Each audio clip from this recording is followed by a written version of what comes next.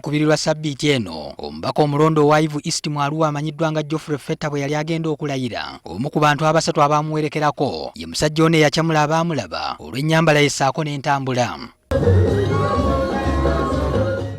Bwe yatuuka mu weema omulayirirwa ababaka, namwe yali atuula nga bw'asitunkana.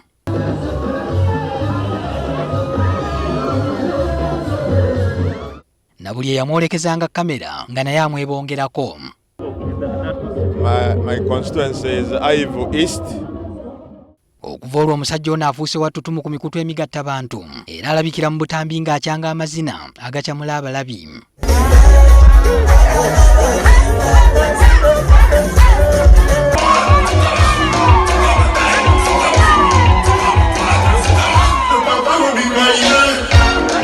Omusajja ono ye Geoffrey Atikunga wa myaka 42, omutuuze ku kyalo Boro ekisangibwa mu disitulikiti ya Arua.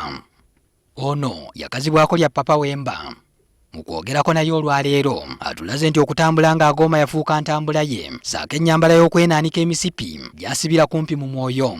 Engoye yange wano teri omuntu asobola kuyambalako engoye eno kubanga omuntu asobola kugamba nti asobola kuyambala omusipi 5, omusipi 4, omusipi 3. Neda wano olimba nze yekka asobola kuyambala eno. Mu Uganda nyini Papa Wemba eri omuntu asobola kubeera free. Segere asobola kubeera free. Eno nickname abantu barua kugamba West Nile bagamba ati erinnya yange Papa Wemba.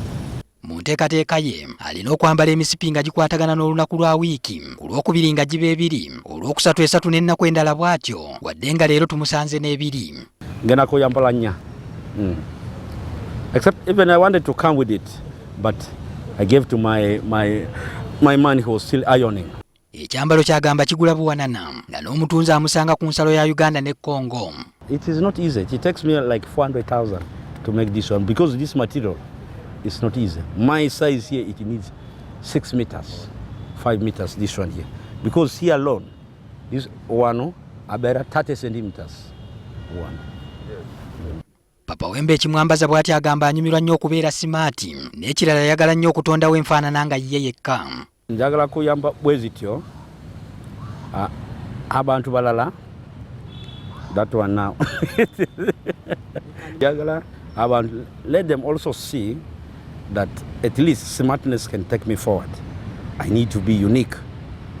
Secho.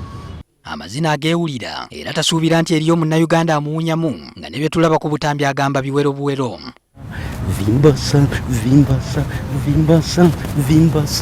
Vimbasa loko si swearing day wa MP yange Fetta Geoffrey. Abantu balaba tu intono nnyo naye kusinga abantu bagenda kulaba.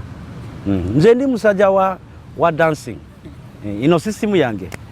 Ati kwagamba alina okukola dduyiro buli ku nkya asobole okuzannyisa omubiri. Nadduka buli nnaku 10 kilometers, nakava 10 kilometers. Njagala kubeera flexible. Buli nnaku leero nadduka natandika sawa 12 mu kitundu paka sawa 2. Ategeezezza nti newankubadde munnayuganda alimu olusaayi olukongo olumulondoola ng'oba olyawo gye yajja ekitone. My mother, the origin is from Congo.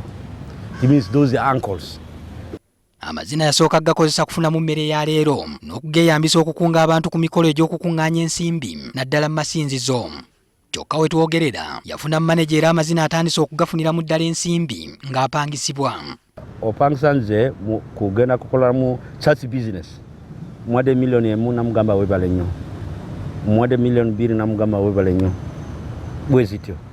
Atikunga era musuubuzi wa byakwewunda kw'abakyala musanyufu nti amazina gaamutuusizzaako mu paalamenti ng'awerekedde omubaka Geoffrey Fetta owa Ivu East okujja okulayira.